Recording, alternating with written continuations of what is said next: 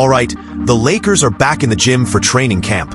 Or maybe we should call it training camp part 2. Last week they barely had 3 days of camp and 3 short practices before their first preseason game. Obviously, that wasn't nearly enough time to get their offense or defense in sync, and the team still looks lost in terms of strategy. But now they've got 4 more practice days before the next preseason matchup. The good news is some players are finally back. Marcus Smart, Maxi Kleber, LeBron James, and Luka Doncic to some extent. And that's giving fans hope. I think they'll look sharper the next time we see them play. So, keeping that in mind, we'll go over the latest health updates, what we've heard, what we've seen on day 4 of training camp, and what all this means for the team's future. Let's dive into that and break it down. Starting with the health news from today's practice, Marcus Smart practiced fully today. His first complete live session with the team without any restrictions. That's a big step forward. Gabe Vincent also went through a full practice. Maxi Kleber returned too, but only for solo work, doing individual drills, shooting corner threes, working near the rim, and just getting some personal reps in. We even got some clips of him putting in that effort.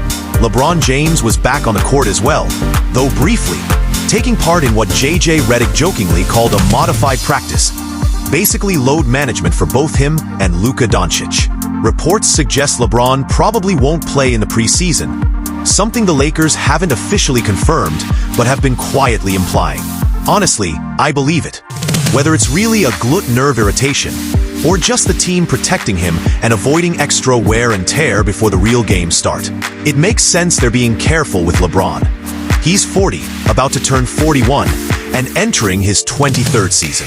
Of course, they want to limit his workload, and honestly, he probably wants that too. As for Luka Doncic, he's also practicing in a limited way, focusing on individual drills instead of full 5-on-5 sessions.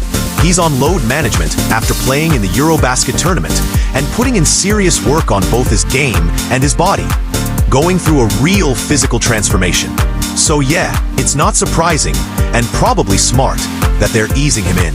Overall, those are the main updates on Luka Doncic, LeBron James, Maxi Kleber, and Marcus Smart, with Smart's full return being the biggest highlight. Coach Redick mentioned how sharp he looked and how his energy and intensity instantly lifted the vibe of the whole practice. And as usual with Marcus Smart, that energy and intensity is exactly what you expect from him. And it's definitely a good sign. It probably means he'll be ready to play in the preseason game this weekend. Their next matchup is Sunday night against Golden State, so hopefully he'll be on the court. By then, we'll finally get a clearer idea of how their defense looks, especially with a healthy Jared Vanderbilt, DeAndre Ayton, and now Marcus Smart all together. So fingers crossed. Here's a quick look at what both Coach Redick and Austin Reeves had to say. What's the latest update with some of the guys that we're hoping to ramp up this week? Marcus did most of practice, including some live play. It was great to see him out there. You mentioned Marcus participated. How did Smart look? Like, how was he moving and just getting back into the action? Yeah, he was awesome. He was awesome. I think given the workload of today, I was impressed that he was able to sustain his level of intensity for as long as he did. Yeah, he guarded me a little bit at the first practice, and you still feel that pressure, you feel the intensity that he brings on the defensive end, and that's going to be big for us. We need that. We need him to be the best version of himself, with that communication that he brings, especially defensively. He's been in the league a while. He knows how to win at the highest level, so I'm very excited to have him. Like I said, they were quick to point out the intensity Marcus Smart brought. The kind of fire that changes the energy of practice. Now, if they can carry that same edge into real games, it could seriously boost their defense and their overall mindset, especially when it comes to hustling back in transition. That's something Coach Redick also mentioned, and honestly, something the team has been bad at. Right now, in preseason, they're giving up the 3rd most fast break points per game, nearly 21, which is ridiculous, even for exhibition games. And it's not new either. Last season they ranked 5th worst in that same category. Clearly, this has been a long-term issue. Hopefully, Marcus Smart's leadership can finally push them to fix it and take defense seriously. Aside from Smart, it was also good to see Maxi Kleber back on the floor. We even got real footage of him working on his. He was out there working on his shooting from the corners and wings, finishing around the rim, and just getting some solid reps in while being back in full practice gear. It was great to see him on the floor again, even if he was still limited, mostly doing individual drills instead of 5-on-5 or full contact work. He's still got a bit more recovery ahead. Apparently, he tweaked his quad on day 1 of training camp, which led to the MRI and the cautious approach now. Hopefully, he'll be cleared by this weekend to make his Lakers preseason debut and maybe fight his way into the regular rotation if he proves he's got something to offer. Aside from Maxi Kleber and Marcus Smart, there's also the whole LeBron Decision 2.0 thing, which honestly wasn't much of anything. I didn't even bother mentioning it before because it was obvious it'd just be a promo or ad, and sure enough, it was an advertisement for Hennessy. So no, LeBron's not retiring, not leaving the Lakers, nothing dramatic. Just another business move, which, fair enough, get your bag. Even JJ Redick, Austin Reeves, and other Lakers joked about it, straight up calling it. Did anybody text you about LeBron retiring? You guys are idiots. Did anybody text you? We all know this. I got a lot of texts. I'm sure I got some texts. The fun ones? I think most people that text me are also aware that it's probably nobody was freaking out.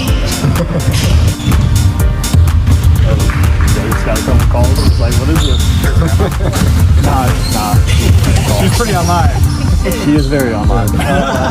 She believes everything she sees. Yeah, I mean, obviously, I think it had the world by hold for whenever he released it. Whatever time he said it this morning. Obviously, people was thinking that he was retiring. I'm glad it's not. Glad LeBron's not retiring. Not that I ever thought he would. There was no retirement announcement, and honestly, it's not even worth discussing further. Moving on, let's talk about Jared Vanderbilt. No one's really been talking about his progress lately, but I think he's been showing a lot of positive signs. After practice, he made some interesting comments about the Lakers' leadership hierarchy, basically how the team structure works. For vocal leaders, he pointed to LeBron and Luka, which isn't surprising. For defensive leaders, he named himself and Marcus Smart. And for leaders who set the tone by example, he mentioned Austin Reeves and Gabe Vincent. I actually thought that was a pretty cool and honest breakdown of how things line up within the team. Here's what he had. I mean, we have a lot of leaders. Everybody kind of covers different categories. We got Bron and Luka, kind of the vocal leaders.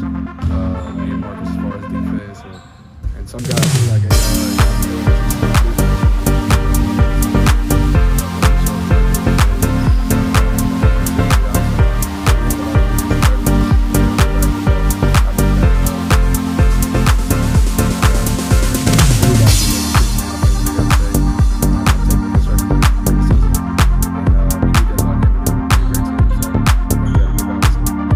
Don't know about you, but I really liked that quote from Vanderbilt.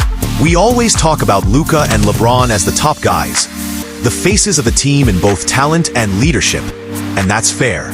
But we rarely highlight the defensive leaders, and both Marcus Smart and Jared Vanderbilt absolutely embody what that means. They bring grit, energy, and accountability, exactly what this team has been missing. And then you've got the leaders by example, Austin Reeves and Gabe Vincent, who clearly have the respect of everyone around them. Their effort and consistency speak volumes, even in moments fans don't get to see. Vanderbilt summed that up perfectly. Overall, it sounded like a really productive and encouraging day of practice for the Lakers, with Marcus Smart back on the court, Maxi Kleber getting some limited work in, and both Luka and LeBron easing their way back. The team's finally starting to look healthier. They're also getting more time to fine-tune their schemes and, hopefully, fix their defensive effort, especially getting back in transition. There's still a lot they need to clean up, but it feels like things are moving in the right direction. So, what do you guys think? What stood out to you from day 4 of Lakers training camp? And what should they focus on next? Drop your thoughts in the comments below. That'll wrap it up for this one. If you enjoyed the video, make sure to leave a like, subscribe to the channel, and hit the notification bell so you don't miss future uploads. As always, thanks for watching, and have a great day or night. Music